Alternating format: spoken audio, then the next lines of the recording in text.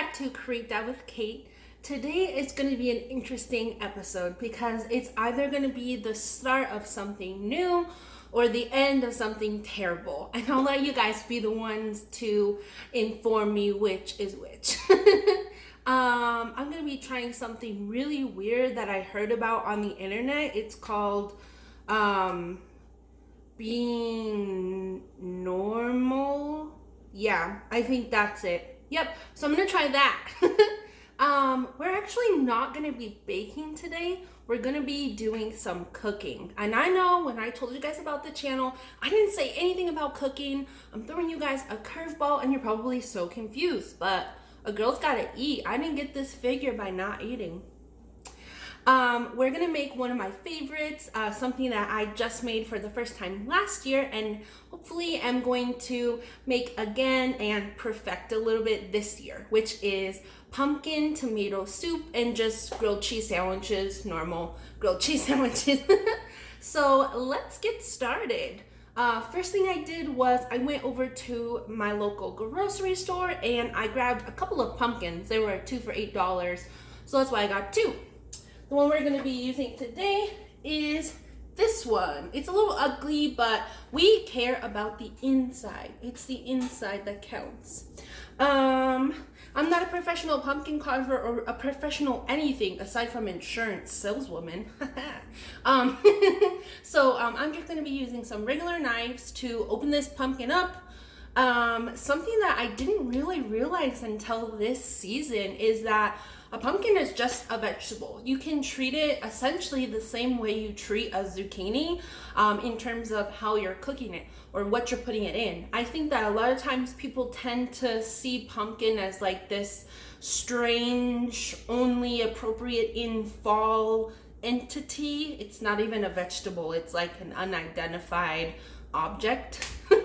And so a lot of people don't use it in the regular cooking. I've made fajitas with it, and I am going to make soup with it right now.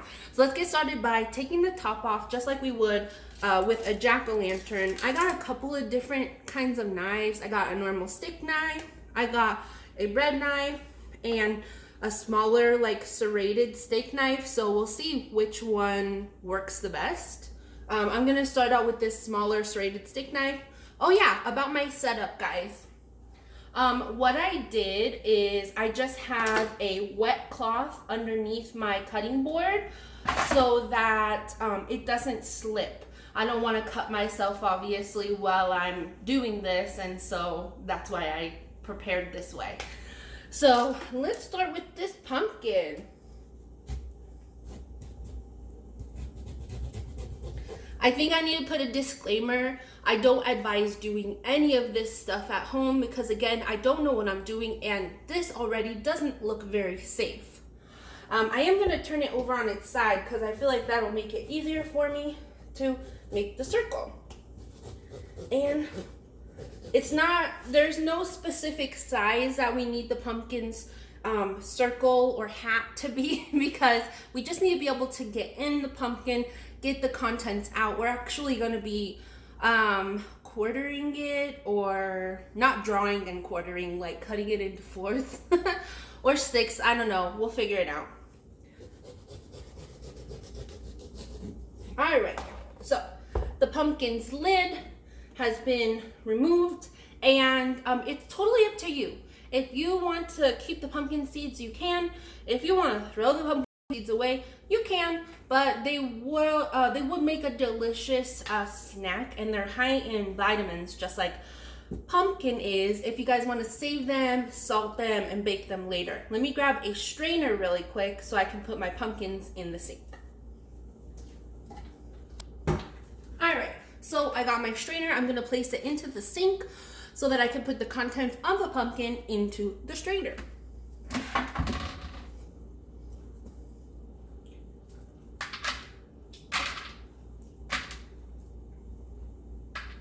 And I'm not going to spend a ton of time right now separating the guts of the pumpkin from the seeds. I'm just going to throw the seeds in there for purposes of the video, and I'll take care of separating those later. So what I'm actually going to do is open up my pumpkin It's not being used as a jack-o'-lantern, so it'll be easier to get the stuff out this way. This is not extraordinarily easy to stay straight. It wants to go in like a circular motion. See? Definitely not a clean edge. Cool. So we're just gonna take all this meat out. This one's not the slimiest pumpkin I've ever used. And we're just gonna put all these seeds right into the strainer. All right, so this side's cleared out. Let me do the other side.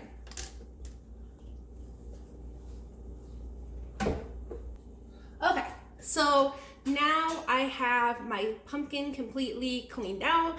No seeds inside, very little guts. Speaking of guts, this is what we got out of the pumpkin. Sorry if it's too gory for you guys. Get it like gory, but it's gory. Okay, so now that we have our pumpkin like this, we're just gonna go ahead and cut it up into smaller pieces. I'm gonna use the normal steak knife for this because I think it'll be easier to do what I want it to do.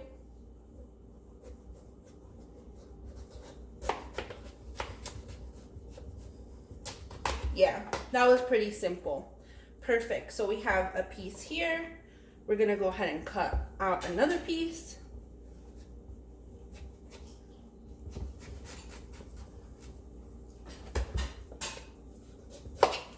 And another piece.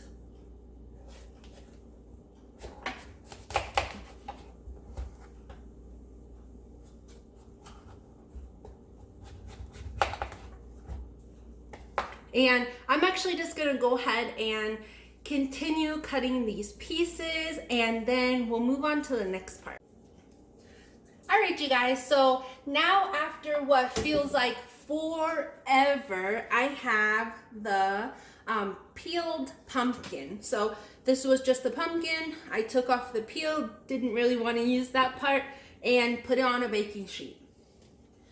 So we're gonna put that on off to the side, and we're gonna move on to the most important part of pumpkin tomato soup, which is the tomatoes.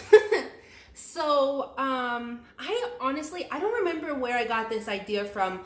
Probably saw something on Pinterest, I don't know, but I'm not doing this based off of a recipe. I'm doing this based off of what I know goes into tomato soup and how I want it to taste. The reason for saying that is that there's no specifics for tomatoes to use. You can use Roma tomatoes, you can use like heirloom tomatoes. I don't know the other tomato types. Cherry tomatoes, grape tomatoes. I know there's like other types of big tomatoes, but I'm a bad gardener and I don't know what the hell they're called. But I'm just gonna use, I think, some Roma tomatoes, and I'm just gonna cut them in half. They're just gonna go into a blender later anyways, so it's not important that any of this stuff looks nice. It's just important that it be small enough to cook down and go into a blender. So I'm just gonna half these, like I said. And put, ooh, I almost lost one. Put it on your baking sheet. Oh my gosh, when you guys are cutting the pumpkin, be really careful unless for Halloween you're going as a zombie, because I almost impaled myself several times. The pumpkin's really slippery with the knife, and so in the fact that you're putting pressure on it to try and do what you're doing, make that cut, and then it finally gets through and you're still kind of applying that pressure, and now you don't have a reason or a place to apply it to. You could really hurt yourself that way, so definitely be careful. So I'm just gonna slice enough tomatoes to fill my pan up. They don't have to be flat or anything. I'll tell you guys in a second how many I used.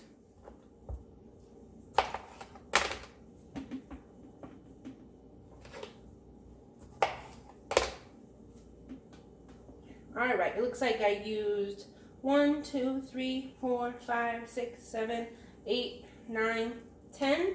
And I'm actually gonna fit one more on there. So I used 11 tomatoes. This is going to be enough for hopefully 3 people for probably 2 helpings each.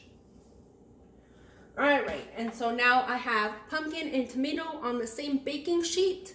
I did preheat my oven to 350 degrees.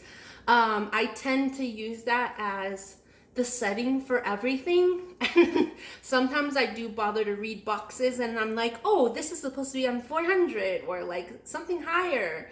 I'm like, wow, that explains a lot. So next I have some garlic, which it looks a little funky because it's not fresh. It's not old, but it was pre-paled and packaged, which I know is incredibly lazy of me because this is definitely not as like aromatic or fresh as if I peeled it myself, but it's late. I'm trying to hurry up and make dinner, so whatever. And I'm just gonna put this on here and it's just gonna bake along with everything else. You might have to take it out a little bit earlier because garlic cooks a little bit more quickly, but we're just looking for these things to soften up. Because again, to make the soup, we're gonna be putting them into a blender. So next thing I'm gonna do is take some olive oil and I'm just gonna use my hands. I've washed my hands. I'm gonna use my hands and the olive oil to put it all over this. You can be generous. Olive oil is good for you. And I'm just gonna make sure it gets on everything. Kind of using it as glue for the seasoning that we're about to put on. Alright. I feel like everything's nicely coated. Get some olive oil on your hands. It's good for you.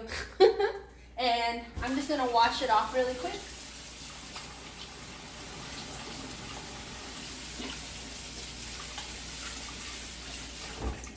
Now in real life, when you've gone out to the store or public, wash your hands a lot longer than that. But all I had on them was olive oil, no coronavirus. So I just washed for 5 seconds.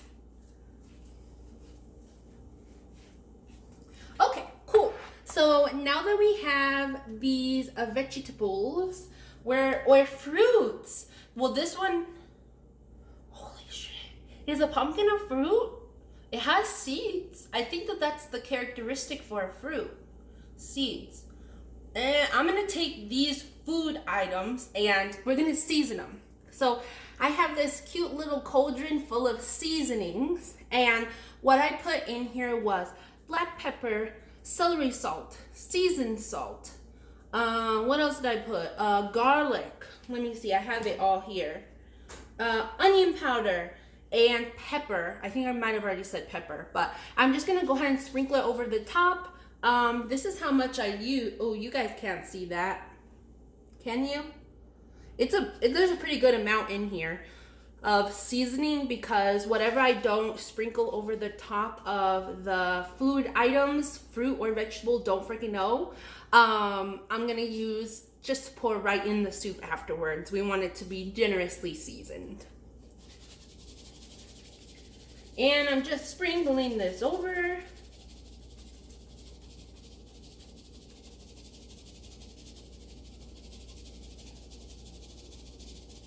All right. And I like when you can see the seasoning, you know you did a good job seasoning thoroughly.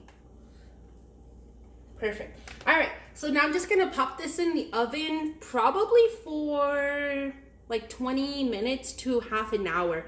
It does take a while for the pumpkin to cook down.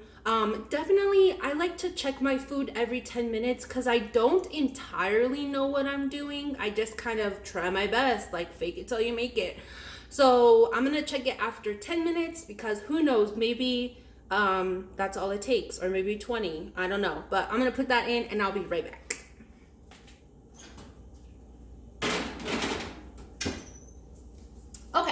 So now that is, in the oven, that's gonna be cooking down, getting nice and soft. and blendable. I'm gonna go ahead and let that cook. I'm gonna grab my grilled cheese items out of the refrigerator so that when we come back, we can make the soup and we can make the grilled cheese, okay? All right, guys, our stuff has cooked the perfect amount. I'm gonna take this off. And this is our finished stuff. Whatever, the tomatoes and pumpkin. I kept wanting to say cucumbers and broccoli. And so now's the easiest part. We're just going to use whatever utensil you can. I'm going to use a fork to transfer this into that blender. Here's the blender. I've got a regular old fork, and again, I'm just going to use it to put the contents of this tray into this blender. And now, depending on the size of your blender, you might have to blend a bit, add a bit, blend a bit, add a bit, or you might have to do 2 sessions, but no big deal. Get these tomatoes. They're all blistery and delicious looking. And it's definitely fine if you just do this and get some of that olive oil in there, because that's delicious.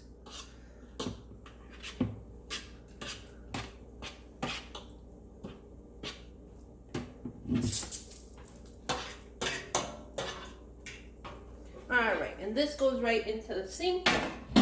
I think I lost a little tomato. It's okay.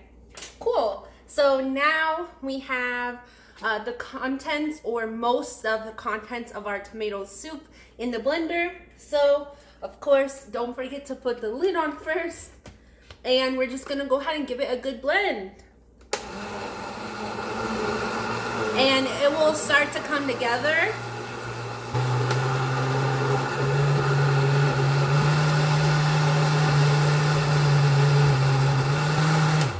Okay. And right before it's finished, we have to add 2 really quick key ingredients. We're gonna kind of thin this out and make it a little bit creamier. We're just gonna take some basic vegetable broth, any kind that you prefer, and we're gonna pour a little bit in here. That was probably about a cup or a little bit more. And then I'm also gonna take some heavy whipping cream. And I'm just gonna pour a little bit of that in here too to make it creamy and delicious.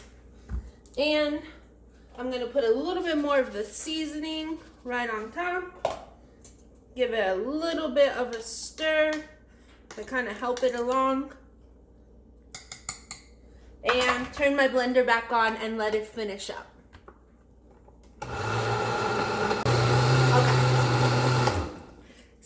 So far this looks absolutely beautiful. I'm gonna go ahead and take the top off and pour it into a container so that we can double check. So I just have this plain glass bowl that I'm going to pour the contents of the blender into.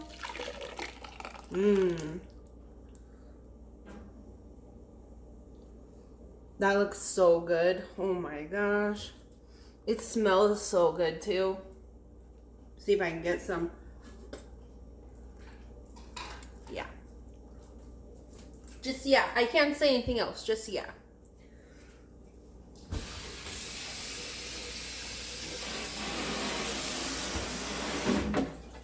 Freaking yep. That, oh my gosh. So we're gonna go ahead and set this off to the side. And we're gonna go ahead and start the grilled cheese part. All right, so obviously if you don't have a skillet, no big deal. You can use a non-stick pan. Because of my very generous, great gift-giving in-laws, have a skillet that I'm gonna grab really quick and we're gonna use to make the grilled cheese.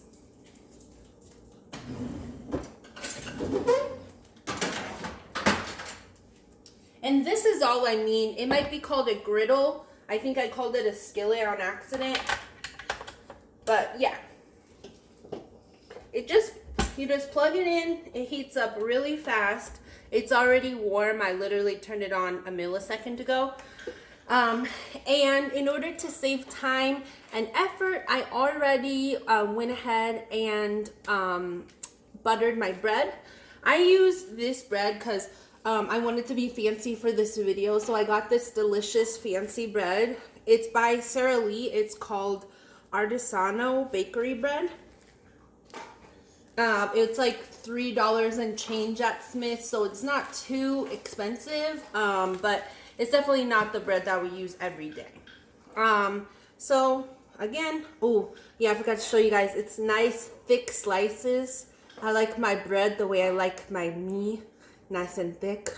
So we're just gonna go ahead and put this on the, whatever this is called, griddle. And for the cheese, I just got, I'm gonna do 1 slice of mozzarella.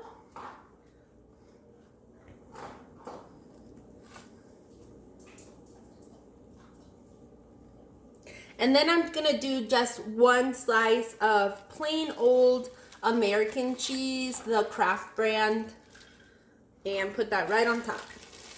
And the 2 different kinds of cheeses is just gonna make it really cheesy and like indulgent and delicious. All right, so now we got our sandwiches nice and cheesy and ready for their tops. So top on that one, top on that one. This one, bam. And bam, and bam, and bam. And then I'm just gonna take a little bit of garlic salt and very sparingly sprinkle it over the top.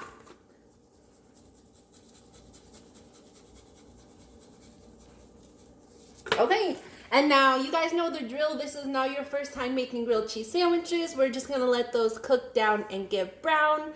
And I'll be right back with the finished product. All right, my friends, that's all there is to it. Here is our grilled cheese sandwiches and our tomato soup. It looks so cute, like orange in the black bowl. And to finish it off, I'm just gonna take a little sprinkle of fresh basil and plop that on top.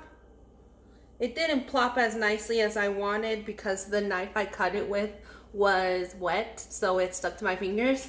And I'm actually gonna put a little bit of everything, bagel seasoning on top, honestly just because it looks cute. It's definitely not necessary. And that's how our soup looks now. I want to show you guys something. Look how melty the cheese is. Yeah, there you go. That's what that mozzarella did for us. All right, well, that's it for today. I hope you guys end up making some super yummy soup and sandwiches with me. I hope you guys tune in next week. I think I'm gonna make some pumpkin cinnamon rolls, but don't hold me to that because I'm not sure. And like I talked about earlier, let me know if you think that this should just be a cooking YouTube. Like no talking, just cooking or baking, just like in the kitchen. Let me know what you think. Leave me a comment down below. I would love your opinion. And I hope you have a great night. Bye.